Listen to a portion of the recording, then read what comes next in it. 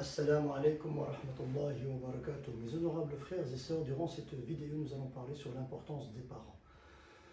Et oui, les parents, c'est un sujet qui est quand même très important, car malheureusement de nos jours, beaucoup de gens, beaucoup d'enfants négligent leurs parents, délaissent leurs parents et commettent aussi de l'injustice à leurs parents. Et je vais vous inviter, Inch'Allah, à regarder cette vidéo jusqu'au bout pour qu'on puisse comprendre quelle est cette immense responsabilité que Allah nous a déposée sur les épaules. Et en deux mots, sachez que le paradis des enfants se trouve au pied de la maman. Et je vous dis donc à tout de suite, Inch'Allah.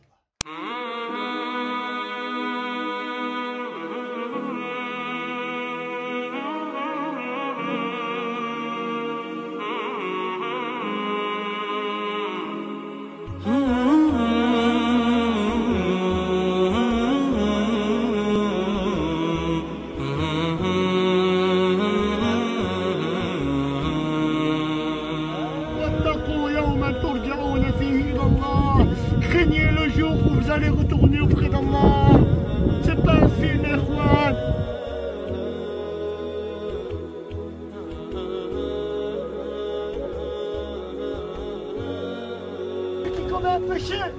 Celui qui commet un péché, quel que soit ce péché, qu'il fasse de l'enterrement de notre frère, une nouvelle renaissance pour son cœur. Alhamdulillahi Rabbil Alamin, wa salatu wa salamu ala Rasulillah wa ala alihi wa sahbihi wa man wala amma ba'd. Mes honorables frères et sœurs, assalamu alaikum wa rahmatullahi wa barakatuh. Où que vous soyez, en Europe, en Afrique et autres, que la paix et le salut d'Allah Azza wa Jal vous accompagnent. Mes frères et sœurs, les parents, c'est le sujet que nous allons aborder donc dans cette vidéo, car il était grand temps de parler de ce sujet-là. Malheureusement, de nos jours, surtout de nos jours, quand on entend les problèmes qui se passent autour de nous, et plus précisément certains problèmes de jeunes vis-à-vis donc de leurs parents, je dirais que la situation elle était donc, ou bien elle est lamentable. Donc mes frères et sœurs, Allah Azza wa Jalla dit dans le Coran al-Karim, dans la sourate Al-Isra, donc le voyage nocturne, il dit أعوذ بالله من الشيطان الرجيم وقضى ربك ألا تعبدوا إلا إياه وبالوالدين إحسانا إما يبلغن عندك الكبر أحدهما أو كلاهما فلا تقل لهما أف ولا تنهرهما وقل لهما قولا كريما واخفض لهما جناح الذل من الرحمة وقل رب ارحمهما كما ربياني صغيرا. Un très beau verset. Allah Azza wa Jal, mes frères et sœurs, nous a ordonné un ordre divin de l'adorer seul et unique, sans aucune association. C'est le premier message de l'islam, c'est la première recommandation d'Allah Azza wa Jal. Adorer Allah seul et unique.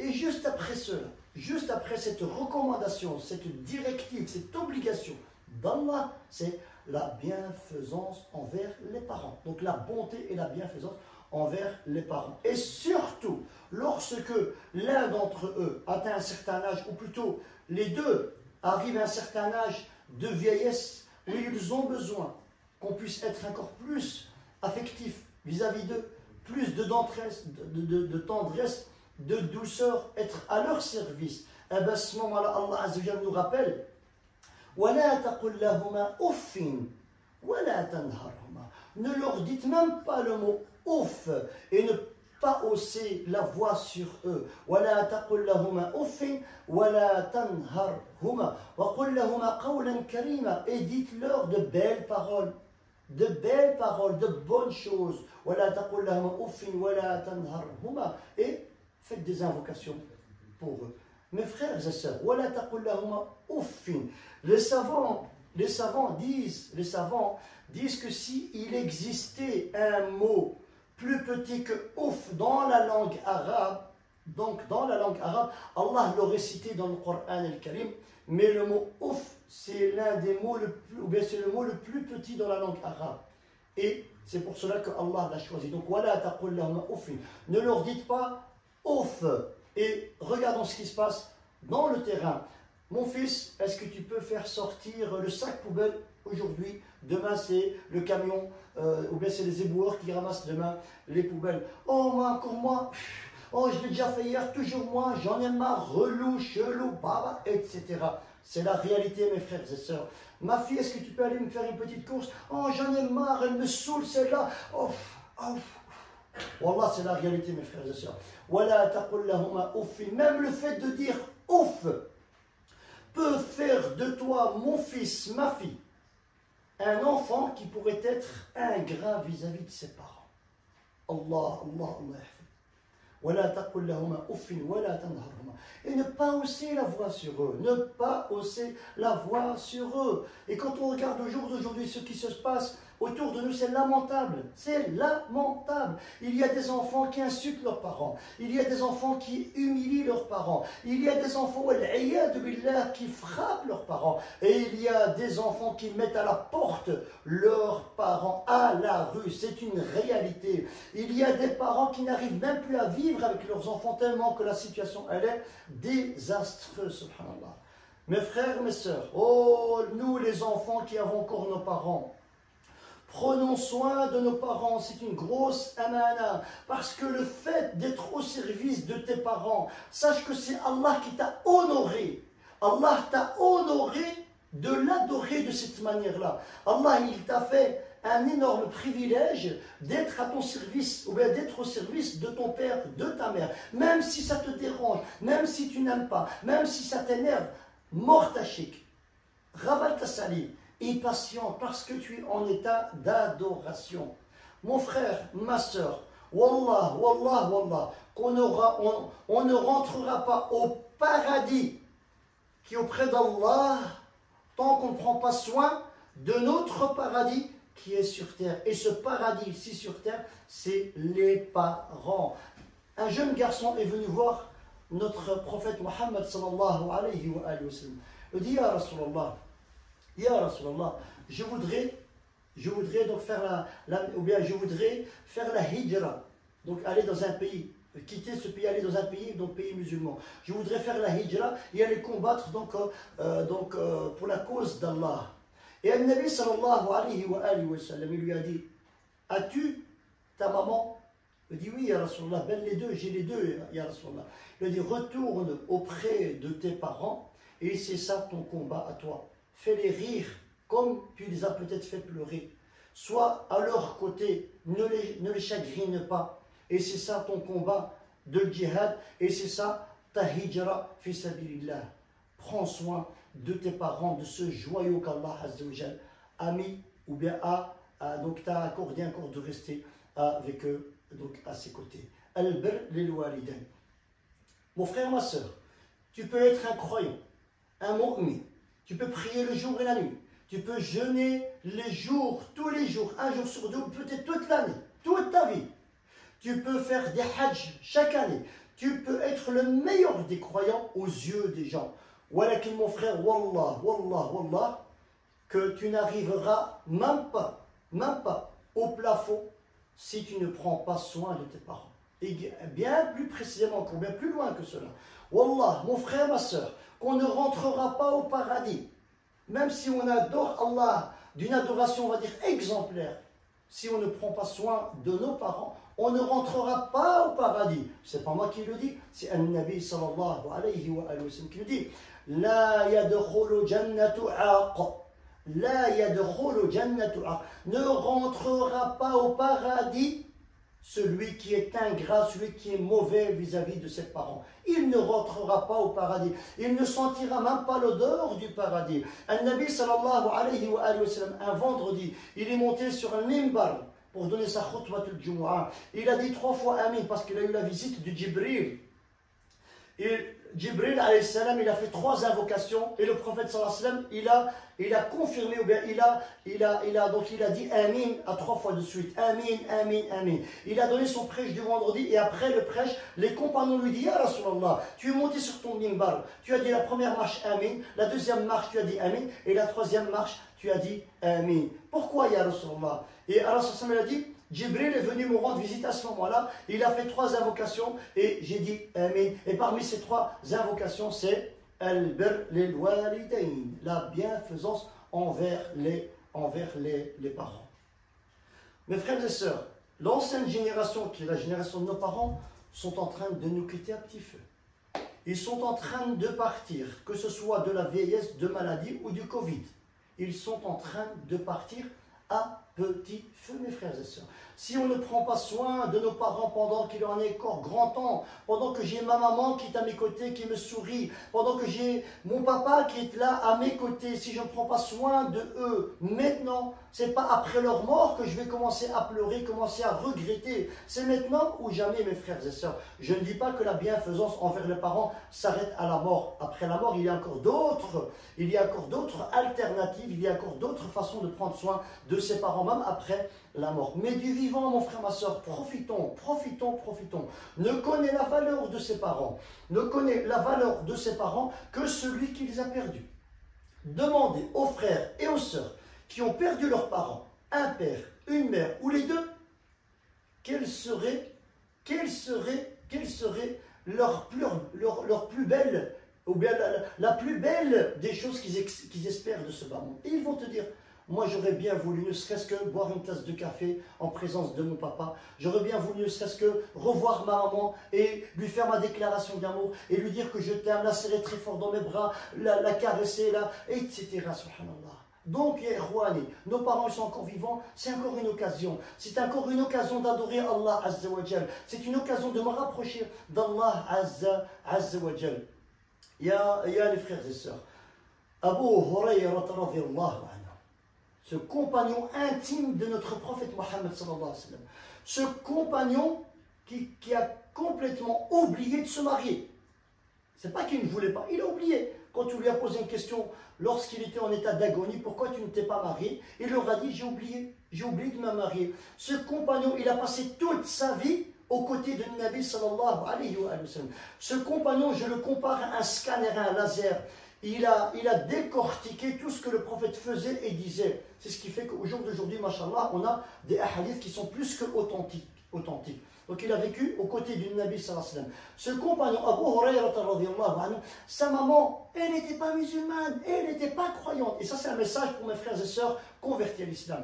Sa maman, elle n'était pas musulmane, mais ça ne s'arrêtait pas là. Sa maman elle insultait le prophète Mohammed sallallahu alayhi wa sallam. Et Abu Hurayra radiyallahu anhu, il avait pris la décision de ne plus aller rendre visite à sa maman parce qu'elle insultait le prophète sallallahu alayhi wa sallam. Et le prophète lui a ordonné, il l'a obligé d'aller rendre visite à sa maman. Et Abu Hurayra disait, Ya Rasulullah, elle t'insulte, va lui rendre visite. Même si nos parents nous commettent des injustices, même si nous avons des parents qui sont toxiques, oui, ça existe des parents qui sont toxiques, ça existe des enfants qui vivent des injustices, beaucoup d'injustices. Mais j'ai envie de vous dire, mes frères et sœurs, c'est pas eux à patienter, mais c'est à nous, jeunes que nous sommes, à patienter face à l'injustice de certains parents. Et les savants disent que la personne qui est bienfaisant envers ses parents, il est récompensé par Allah Azza wa Jal.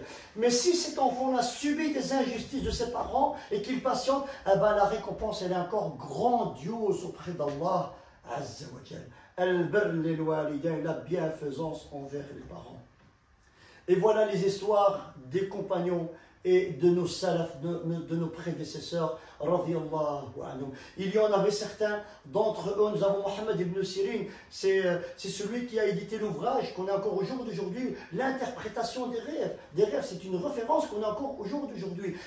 Lui, la bienfaisance vis-à-vis de ses parents, c'était vraiment une priorité. Lorsqu'il était assis dans un salon et que sa maman devait rentrer, elle rentrait, il se redressait, il baissait sa tête, il devenait pâle, il changeait carrément de couleur.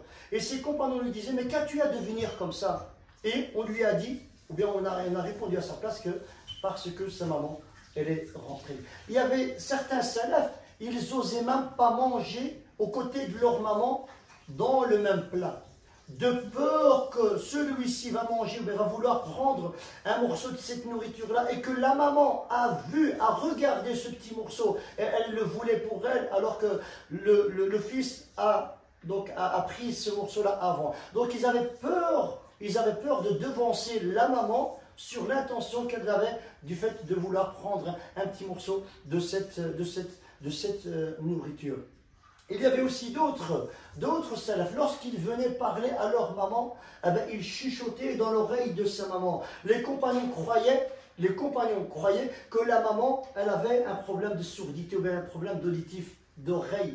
En réalité, non. Il avait peur de hausser la voix, donc de parler très fort aux côtés de la maman. Il y a certains d'entre eux aussi à qui on lui a posé la question « Donne-moi une description de comment ton papa était de son vivant ». Et il ne savait pas répondre à cette question-là parce qu'il n'a jamais fixé du regard le visage de son papa. Et il ne savait pas donner une description de comment était son papa. Est-ce qu'il avait une barbe, une grande, une petite, un long nez, un petit nez? Il ne savait pas. Subhanallah. La ilaha illallah. Voilà le comportement des pieux qui ont travaillé et qui ont travaillé plutôt pour le paradis. Et regardons nos comportements et nos pratiques qui en réalité, on rêverait de rentrer au paradis, mais les adorations, la qualité de nos adorations, elle est wal'iyadu billah, qu'Allah nous vient en secours. Les parents.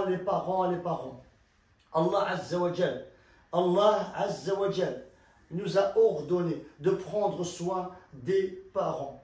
Parce que le côté affectif, al-hanan, la douceur chez nous en islam, c'est une priorité. C'est une priorité.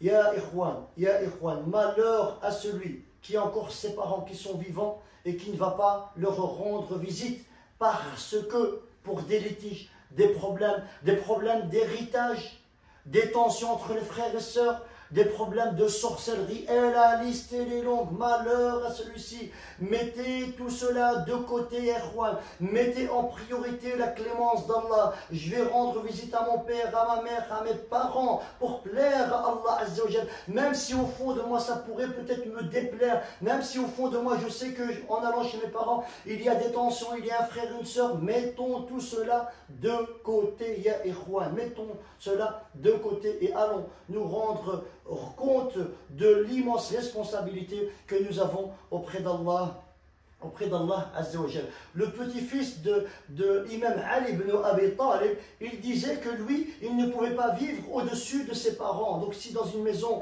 il y a 2 étages et que ses parents habitaient au rez-de-chaussée, et lui, au-dessus, il ne pouvait pas, parce que le fait de faire cela, c'est comme si nous rentrons dans l'ingratitude envers les parents, le fait de les mettre en dessous de eux, subhanallah.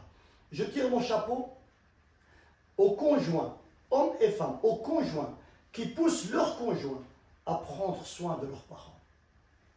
Je tire mon chapeau et j'encourage ce comportement de croyants et de croyantes musulmans qui espèrent la rencontre d'Allah, qui pousse son épouse et son époux à prendre soin de leurs parents mutuellement.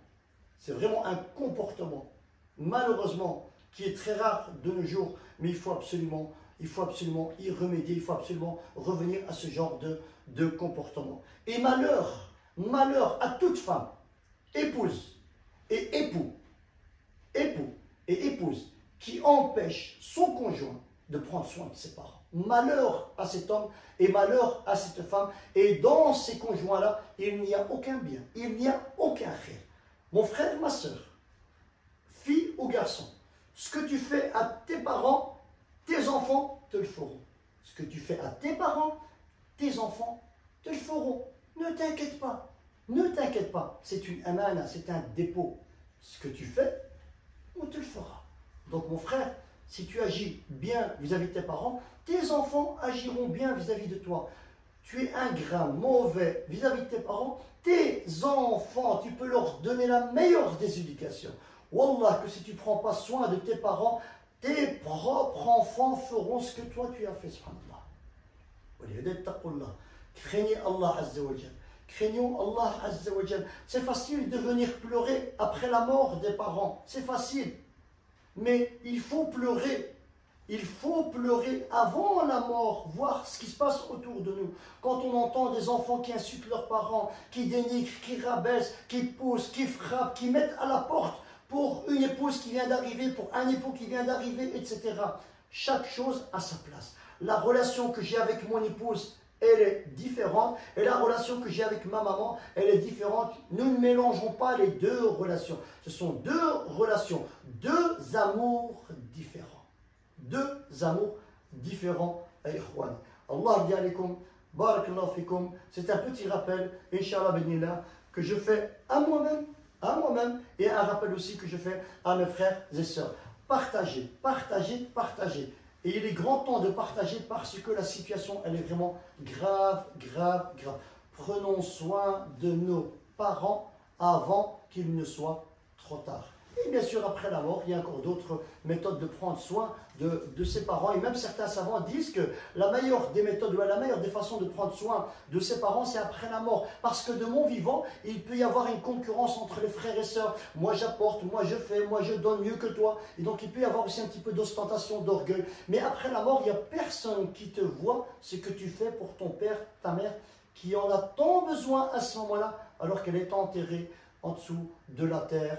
والله أعلم. نسأل الله عز وجل أن يهديني وأن يهديكم وأن يهدي شباب المسلمين. يا الله Ya Allah, je te demande, Ya Allah, je t'implore ton secours et je te demande, Ya Allah, de nous guider, guider la jeunesse, Ya Allah, pour qu'on puisse prendre soin de nos parents comme tu le veux, comme tu l'as décrété, Ya Allah. Ya Allah, donne-nous le meilleur des comportements. Ya Allah, guide aussi nos parents, guéris nos parents, guide-les, Ya Allah, vers le meilleur des comportements, Ya Allah. Même s'ils sont toxiques ou pauvres, ils peuvent être toxiques, Ya Allah, donne-nous le meilleur des comportements. Amin, amin, amin. Donc partagez, Inch'Allah, benillah.